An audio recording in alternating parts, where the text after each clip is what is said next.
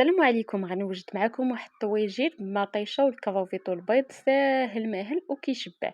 فواحد الطاجين ولا واحد المقله كناخدو زلافه ديال المطيشه تكون مقطعه، كنزيد عليها شويه د الملحه، شويه ديال البزار، واحد الكميه ديال الزيت، زيت الزيتون ولا زيت مائده ماشي مشكل، شويه ديال القزبر معدنوس، الثومه مقطعه، شويه ديال الطماطم المركزه تقدروا تستغناو عليها. كنغطي الطاجين ولا المقله وكنخليو ديك المطيشه كتقلى مزيان فديك الزويته وكطيب، ومن بعد كنضيفو واحد زلافه ديال الكاروفيط، غنحرك هكا مزيان ونغطيه غير واحد شويه. الكاروفيط دغيا كيطيب ما كياخدش الوقت. من بعد ما يطيب الا بان لكم هكا ناشف شويه من الماء تقدروا تزيدوا شويه ديال الماء باش تبقى لكم مريقه هكا. الا بغيتو شويه د لاصوص صافي. كيكون الكاروفيط دغيا كيطيب كنكبوا البيض من الفوق، تقدروا تكبوا زوج بيضات هكا صايمين ولا اللي قياس اللي بغيتو ديال البيض، زويته بلديه من الفوق، زيدوا رشيشه د القزبر معدنوس وبالصحه والراحه.